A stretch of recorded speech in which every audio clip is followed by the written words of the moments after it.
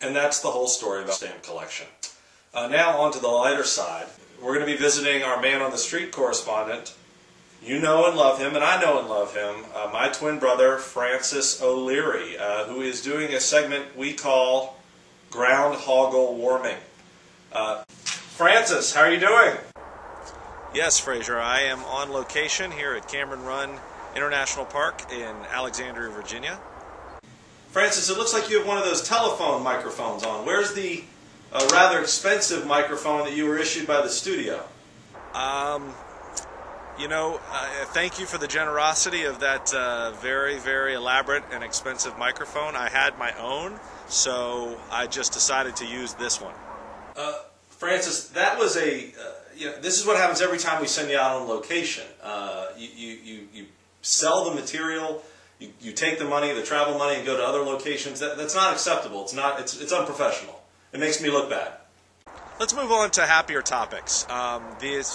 Tomorrow is February 2nd, GroundHog Day, as you know, and we are not here to just observe that furry meteorologist, but we are here to take matters into our own hands. As you know, the groundhog is tasked by God with predicting and determining whether we have an early end to winter. Well, this year, we are not going to leave it to chance as to whether he or she sees his or her own shadow. As you can see behind me, we have an elaborate light set up that will ensure that the groundhog does not see his shadow. When he emerges from the hole, his lair, we will be shining light in such a way where the shadow is, there is no shadow, irrespective of his own inclinations. Francis, correct me if I'm wrong, but if you put light on the hole, it's going to make it more likely, not less likely, that the groundhog is going to see a shadow, and we're going to have 6 more weeks of winter.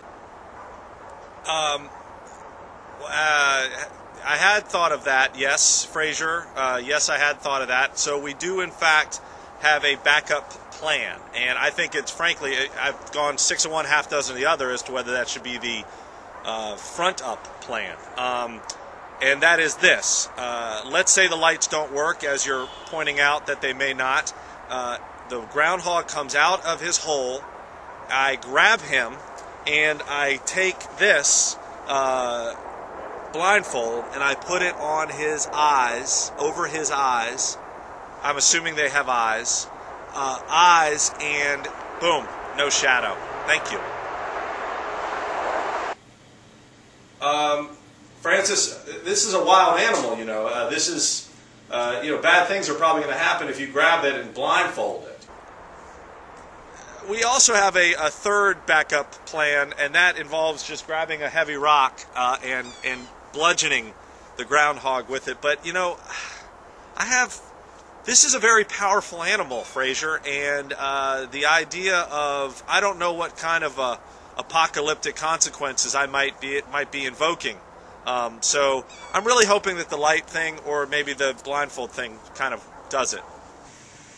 Well, Francis, why are you doing all this in the first place? What's the point here? Fraser, if you look around, I mean, it's snowy, which is nice, but it's cold, and I'm sort of tired of winter. And as you know, we want our agents to go out there and start selling homes and putting buyers into homes. And we just think that it would be better if winter ended. So this isn't about us and some sort of petty vendetta against a groundhog. Francis, thanks again. As always, a relatively interesting segment and a fairly ambitious plan to control the weather by either thwarting, abducting, or potentially destroying the groundhog. Thanks a lot, Francis. We'll look forward to talking with you soon. Absolutely, Fraser. Thank you so much for your support, as always. And if possible, it would be great if we could just forget about that microphone. Happy Groundhog Day, everyone. Go give your extraordinary agent a kiss. We're not trying to control the weather. Dan and Tracy Consultants with Keller Williams Realty are committed to helping you buy or sell your house. Happy Groundhog Day.